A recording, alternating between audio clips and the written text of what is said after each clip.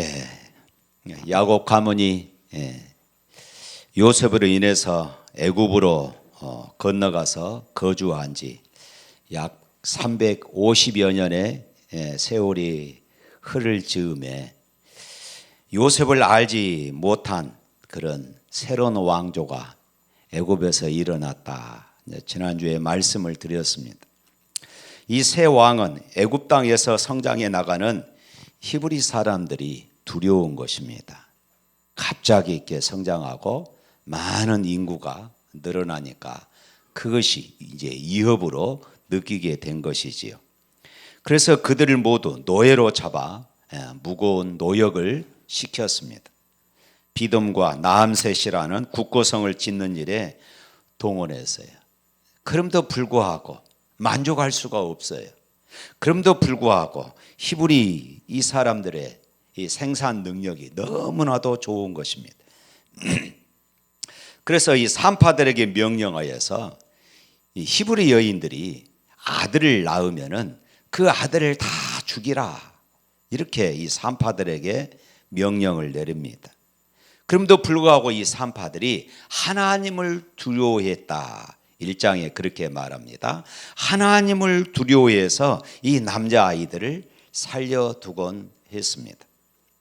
그러자 이 애굽 왕 바로는 히브리 산파를 의지하지 않고 이제는 애굽의 백성들에게 명령합니다. 모든 남자아이를 찾아내서 나일강에 던지라, 이렇게 이제 왕이 명령을 내립니다.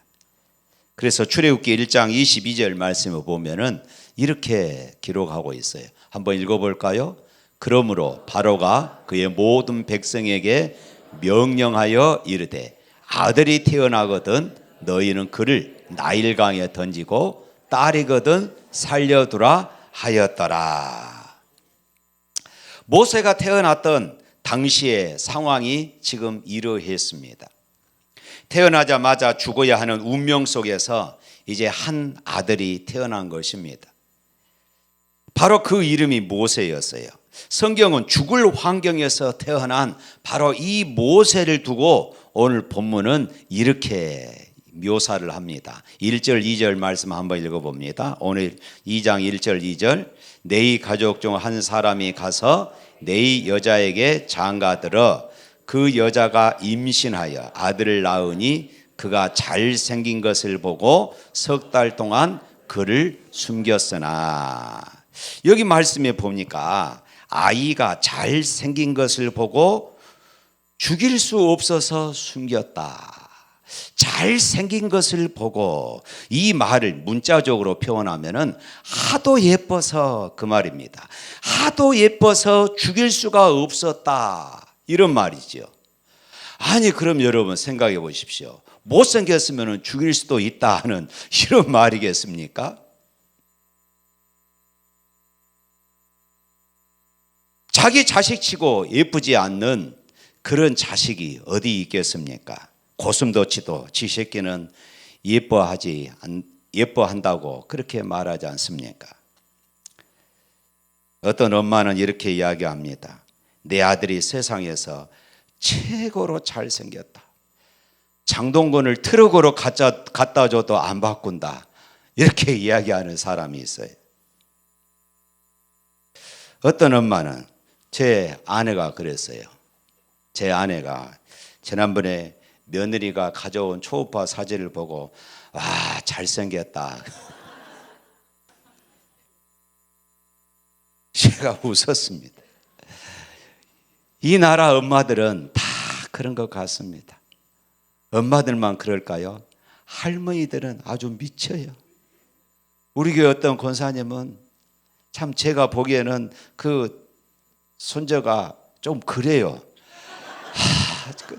저한테 어찌나 자랑을 하든지 제가 말도 못하고 그래요. 이쁩니다. 이쁩니다. 그랬어요.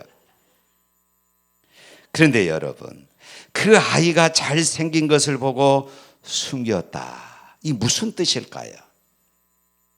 단순히 이목구비가 잘생겼다, 이런 말이 아니라는 것이에요. 자, 성경에서 뭐라고 말하느냐? 히브리서 23장에 보면은 그 부모가 아름다운 아이임을 보고 석 달을 숨겼다, 이렇게 이야기를 합니다. 여기에서 잘생긴 것을 보고 히브리서에서는 아름다움을 보고 이렇게 주석을 단 것이에요. 아름다움을 보고 이렇게 지금 이야기합니다. 그런데 사도행전 7장 20절 말씀에서는 또 이렇게 주석을 달아요. 우리 다 같이 한번 읽어볼까요? 그때에 모세가 낳았는데 하나님 보시기에 아름다운지라 그의 아버지 집에 석 달 동안 길렀더니, 여기에서 주목할 것은 하나님 보시기에 아름다웠다. 지금 이 말에 우리가 주목해야 합니다. 하나님 보시기에, 그러니까 잘생겼다 이 말은 아름다웠다 이렇게 해석을 했고, 그리고 단순히 이것은 예모가 잘생긴 것이 아니라 하나님 보시기에 아름답더라 이 말입니다. 하나님 보시기에 아름다운지라, 어디서 우리가 많이 들어본 말이잖아요. 어디서 들었어요? 창세기에 보면은 하나님이 천지를 창조하시면서 그때마다 하신 말씀이 하나님 보시기에 아름답더라. 하나님 보시기에 아름답더라. 그리고 마지막에 사람을 창조해 놓고 하고서는 하나님께서 심히 아름답다, 이렇게 지금 말씀해요. 여기서 하나님 보시기에 아름답다, 하나님 보시기에 좋았더라, 이 정확하게 지금 모세에게 아름답다 한 이 말과 하나님이 천지 만물을 창조하시고 하나님 보시기에 좋았더라 이 말이 같은 단어입니다. 토부라고 하는 이 같은 단어예요. 같은 단어인데 어떤 곳에서는 아름답다고 표현했고 어떤 곳에서는 좋았더라 이렇게 표현했어요. 그러니까 이 말의 의미는 하나님의 목적을 감당하기에 적당하다 하는 뜻이에요.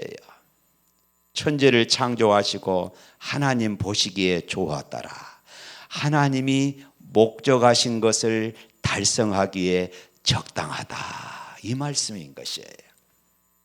하나님의 목적을 수행하기에 합당하다 하는 이런 신학적인 의미를 담고 있는 것입니다. 그렇습니다. 모세가 태어날 때 모세의 부모는 이 아이가 하나님 앞에 쓰임받을 아이구나, 이런 믿음을 가진 것이에요. 이런 믿음의 눈으로 본 것입니다. 하나님의 놀라운 계획을 위해 귀하게 쓰임받을 것이라는 것을 모세의 부모는 믿었다는 것이에요. 이것이 굉장히 중요합니다. 모세의 부모는 하나님의 놀라운 목적을 믿었을 때에 바로의 법령을 무서워하거나 두려워하지 않았습니다. 하나님을 신뢰할 때에 세상을 두려워하지 않을 수 있는 마음, 이것을 성경은 믿음이다 이렇게 말하고 있는 것입니다. 이제 남자아이를 숨겼다가 발각되면은 온 가족이 능지처참을 당하게 되어집니다. 그 아이 하나만 죽는 것이 아니라 그 가족이 몰살을 당하는 이런 위기에 놓여 있는 것이에요.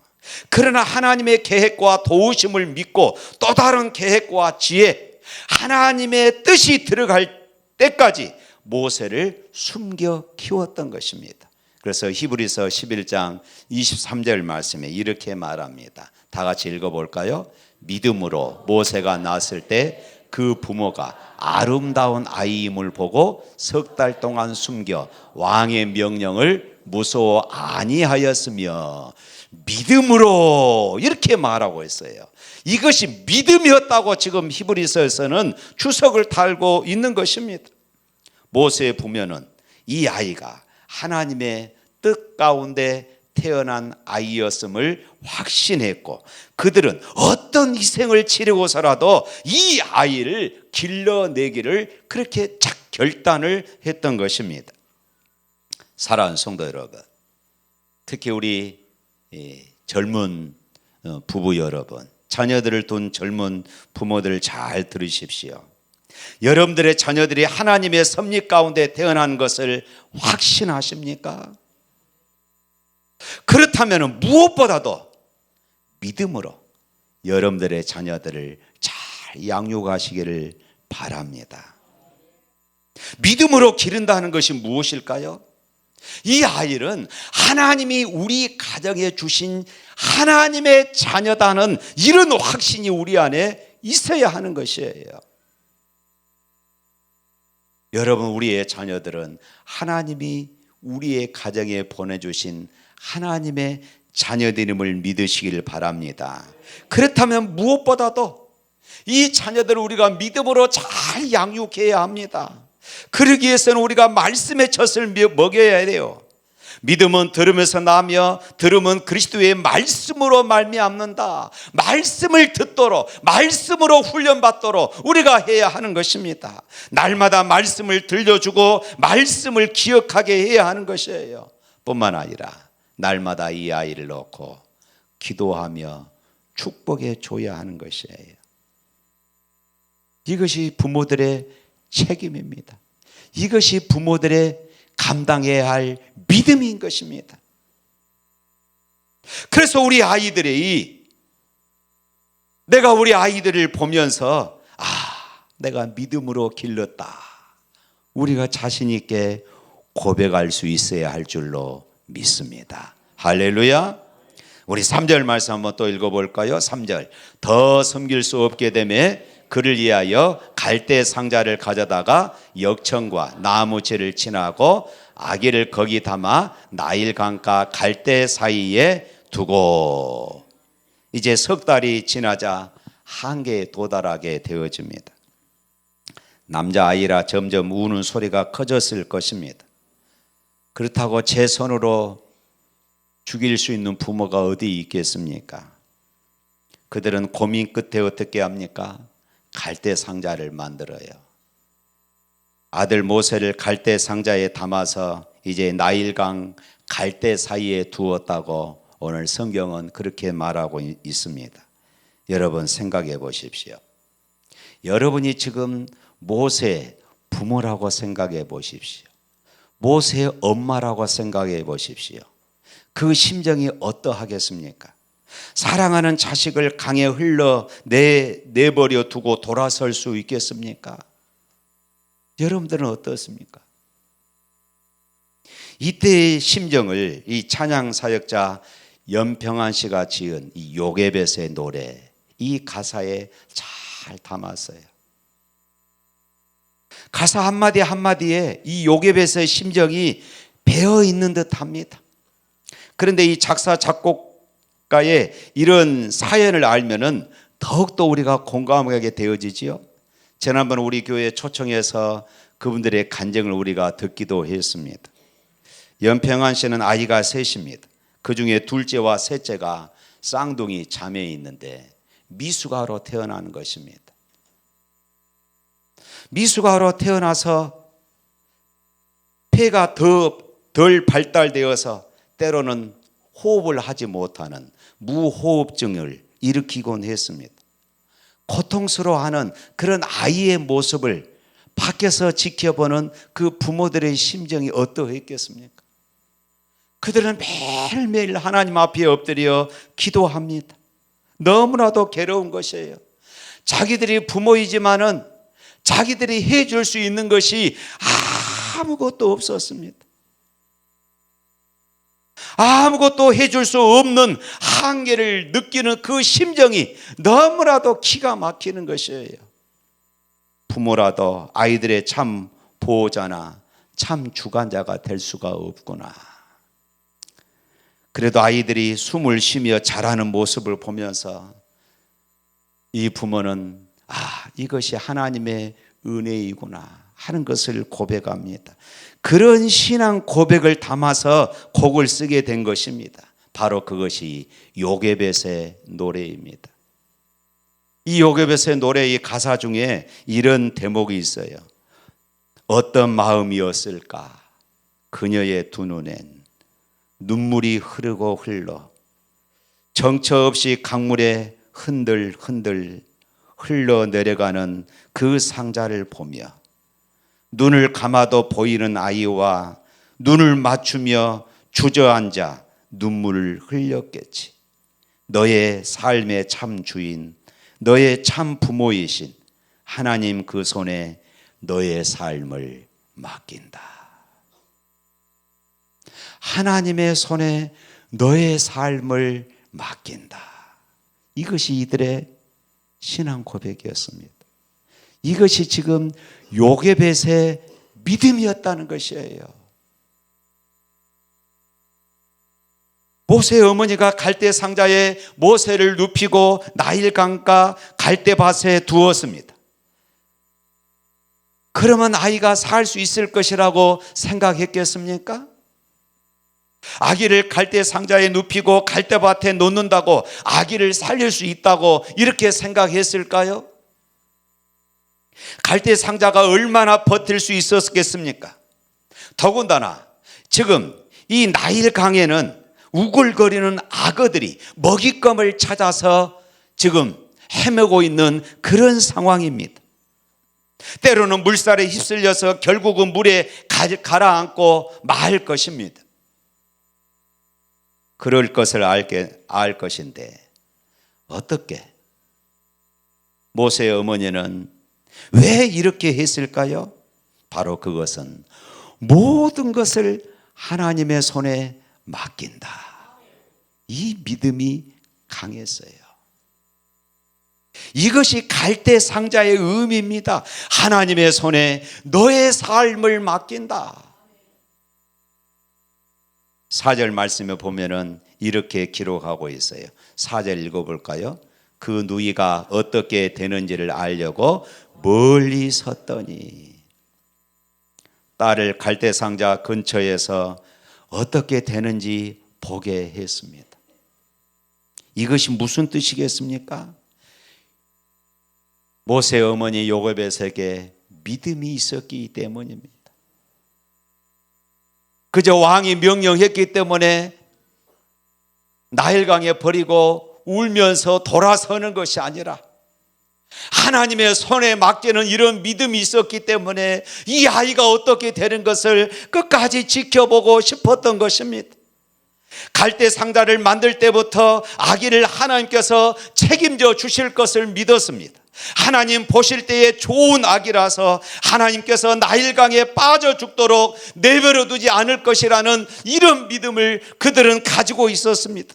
그래서 자기가 할 수 있는 일은 갈대 상자를 만들어서 물에 띄우는 것이었어요. 그 이유는 하나님이 책임져 주실 것이라는 것을 그들은 믿었습니다. 그리고 딸을 보내서 하나님이 어떻게 하시는가 봐라. 바로 이것이었던 것이에요. 이제 갈대 상자를 만들어서 나일 강변에 띄웠을 때에 하나님의 위대한 간섭이 시작되어졌습니다. 여기에서 알 수 있는 것은 우리가 할 일은 갈대 상자를 만드는 일이고 역사는 하나님이 하십니다. 할렐루야. 우리가 할 일은 우리의 삶을 하나님의 손에 맡기는 것이고 그때부터 하나님이 우리의 삶 가운데 개입하시고 역사하심을 믿으시기를 바랍니다. 갈대 상자가 놓이는 그 정확한 시간에 바로 공주가 왜 하필이면 그 시간에 타이밍을 맞춰서 목욕하러 나왔겠습니까? 여러분, 너무 빨리 나와서 목욕하고 가버리면 안 됩니다. 너무 늦게 나와도 안 돼요. 아주 정확한 타이밍이었습니다. 이 일을 두고 우리가 어찌 우연히 이 말을 할 수 있겠습니까? 우연히 바로 공주가 그 시간에 목욕하러 나왔고 갈대 상자를 발견하게 되었다는 것입니다. 어떻게 이것이 우연이라고 말할 수 있겠습니까? 바로 공주는 정확하게 이 갈대 상자를 주목했습니다. 그리고 오늘 6절에 이렇게 말합니다. 6절을 한번 읽어볼까요? 열고 그 아기를 보니 아기가 우는지라 그가 그를 불쌍히 여겨 이르되 이는 히브리 사람의 아기로다. 공주는 이 아기가 히브리 사람의 아이라는 것을 한눈에 알아봅니다. 어떻게 아이가 히브리 사람의 아이인 줄 알겠습니까? 그것은 히브리 사람들은 난 지 8일 만에 사내 아이들은 다 할례를 시키기 때문에 한눈에 그렇게 알아봤던 것입니다. 그런데 이것이 기회가 될 수 있었을까요? 아니면은 위기가 될 확률이 더 컸겠습니까? 히브리 아이인 것을 안 애굽 공주가 아이 재수 없어 하고 물에 엎어버려 하면 끝나버리지 않습니까? 얼마든지 시녀들을 시켜서 이렇게 명령할 수도 있을 것이에요. 어쩌면 아기를 불쌍하지만은 우리 아빠 바로 왕이 노하실 거야. 그리고 그 아이를 바다에다가 강에다가 그대로 버렸을 수도 있었을 것입니다. 모세의 생명에 절체절명의 위기가 온 것입니다. 그러나 바로 공주는 이 아이를 불쌍히 여겼습니다. 할렐루야. 이것이 하나님의 간섭이 아니라고 우리가 어찌 말할 수 있겠습니까? 그 순간에 아빠, 아버지, 왕의 명령도 어길 수 있을 만큼 불쌍히 여기는 마음이 엄청나게 커버렸던 것이에요.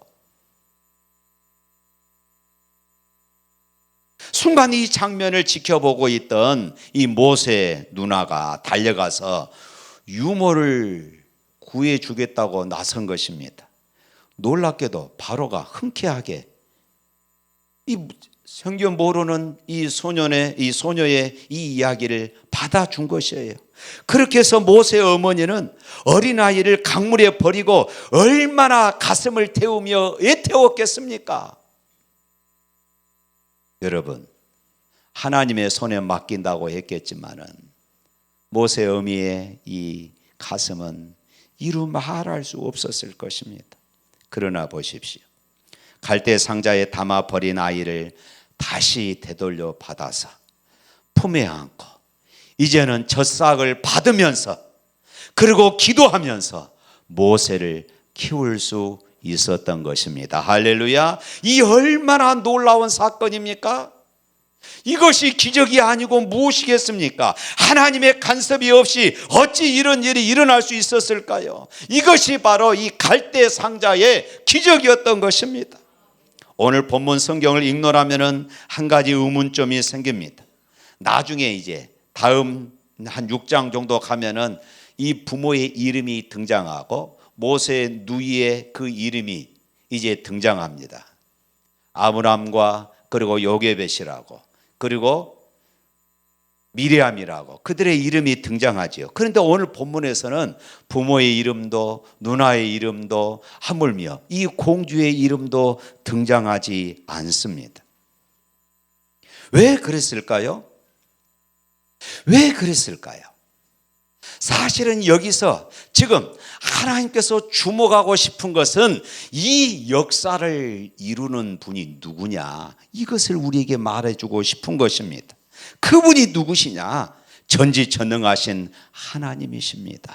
할렐루야. 지금 이것을 하나님께서 보여주고자 모세의 부모의 이름도 모세의 누이의 이름도 공주의 이름도 등장시키지 않는 것입니다. 우리를 구원할 계획을 세우시고 구체적으로 역사하시고 빈틈없이 이루어 가시는 하나님이 주인공이심을 믿습니다. 오늘 본문 9절에서 바로의 공주는 이렇게 말합니다. 읽어볼까요? 바로의 딸이 그에게 이르되 이 아이를 데려다가 나를 위하여 젖을 먹이라. 내가 그 싹스를 주이리라. 아기를 데려다가 젖을 먹이더니, 여기 말씀 보면은 그렇게 말하죠. 나를 위하여 젖을 먹이라. 나를 위하여 젖을 먹이라. 내가 싹스를 주리라. 나를 위하여 내가 싹스를 주리라.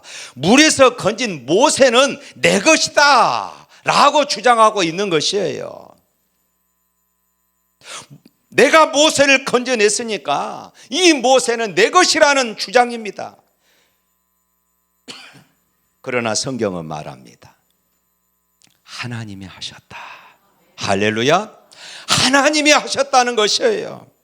모세는 하나님의 사람입니다. 하나님의 역사를 위해서 쓰임받을 하나님의 사람이에요. 하나님의 역사를 위해서 하나님께서 쓰시기 위해서 하나님께서 그렇게 하셨다는 것을 강조하고 계신 것입니다. 할렐루야. 여기서 우리가 깊이 생각해 봐야 할 것이 있습니다. 지금 그 많은 이스라엘 백성들의 자녀들이 나일강에, 이 아들들은 나일강에 다 던져서 죽였어요. 지금 그랬잖아요. 그런데 왜 이 요괴만큼은 갈대 상자를 준비했느냐? 바로 이것입니다.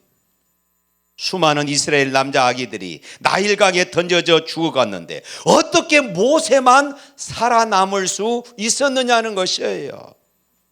사랑하는 성도 여러분, 하나님의 손에 그의 삶을 맡겼기 때문입니다. 하나님의 손에 그의 삶을 맡겼어요. 그의 생명을 맡겼습니다. 그의 인생을 맡겼어요. 사랑하는 성도 여러분, 우리의 갈대 상자를 운행하시는 분은 오직 하나님이심을 믿으시기를 바랍니다. 모세를 구하고 이스라엘을 구하고 여러분을 구하고 저와 여러분을 만든 그 목적대로 바른 길로 인도하시는 분 또한 하나님이심을 믿습니다. 하나님이 계획하시는 그 영광스러운 목적에 도달할 때까지, 아니 영원한 천국에 우리를 인도하실 때까지 우리를 지켜보시고 우리를 인도하시는 하나님이심을 믿습니다. 사랑하는 성도 여러분, 하나님은 오늘도 여러분들의 갈대 상자를 지켜보고 계십니다. 넘실거리는 나일강물 파도 속에 행여나 삼켜지지는 않을까? 악어떼들의 입에 들어가지는 않을까? 혹시는 내 인생이 뒤집혀지지는 않을까? 이러다 내 인생이 영영 일어나지 못하는 이런 상황은 아닐까? 염려하며 달려나오신 분 계십니까? 기억하십시오. 하나님은 여러분을 지켜보고 계십니다. 사랑하는 성도 여러분, 여러분들에게 고민거리가 있습니까? 여러분들에게 기도의 제목이 있습니까? 내 의지로 내 생각대로 무엇인가 하려고 하지 마시고 여러분들의 갈대 상자를 만드시기를 바랍니다. 하나님의 손에 여러분들의 그 고민을, 하나님의 손에 여러분들의 그 기도 제목을 맡겨보십시오. 우리가 기도의 갈대 상자를 만들면은, 믿음의 갈대 상자를 만들면은 하나님이 구체적으로 간섭하시고 구체적으로 역사하시고 하나님이 계획하시는 아름다운 목적지로 여러분들을 인도하여 가실 것을 믿습니다. 하나님의 손에 맡겨보세요. 내 생각으로 이렇게 결정하지 마시고 하나님이 어떻게 일하시는가 한번 지켜보십시오. 결코 망하지 않습니다. 반드시 아름다운 종착점에 도달하도록 하나님이 주관하셔서 여러분의 인생을 인도해 가실 것을 믿습니다. 우리 찬양하겠습니다.